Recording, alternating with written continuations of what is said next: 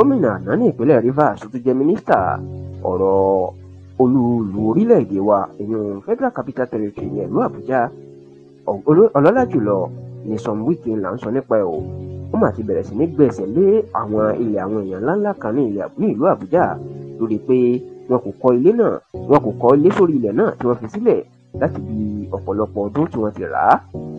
Èyí tó jẹ́ kàyéfì tó fariwo jù ni pé lára àwọn ilẹ̀ tí tó gbẹ́sẹ̀ lé tó ti gbà báyìí ìnílẹ̀ gómìnà tẹ́lẹ̀ ní ìpínlẹ̀ Anambra tó tún jẹ́ olùdíje fún ipò ààrẹ lábẹ́ ẹgbẹ́ òṣèlú Labour Party lọ́dún yìí èèyàn ọ̀gbẹ́ni Peter Gregory Obi tó sì jẹ́ pé ìṣẹ̀lẹ̀ ariwo ńlá ti sọ wípé ọ̀rọ̀ òṣèlú ẹ̀tanú òṣèlú wà lára àgbésẹ̀ tí Wike gbé láti gba ilẹ̀ Peter Obi.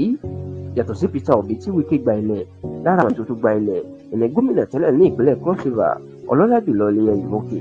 Bẹ́ẹ̀ ni àwọn ilẹ̀ tó tún ní ṣe pẹ̀lú àwọn alágbára míì lórílẹ̀‐èdè yìí kódà tó tún jẹ́ ti iléeṣẹ́ BUA ìyẹn Bua Group.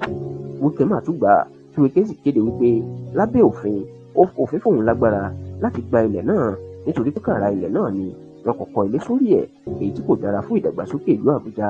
Ìṣẹ̀lẹ̀ ariwo ńlá mà ti sọ táwọn èèyàn ń fèsì sí ọ̀rọ̀ Wike.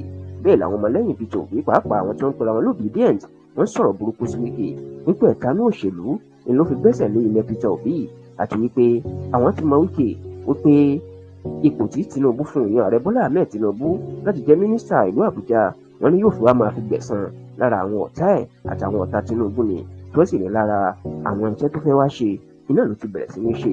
Ṣùgbọ́n dásìkò tá a ṣàkójọpọ̀ rẹ̀ yìí Peter Obi kò tí ì fèsì.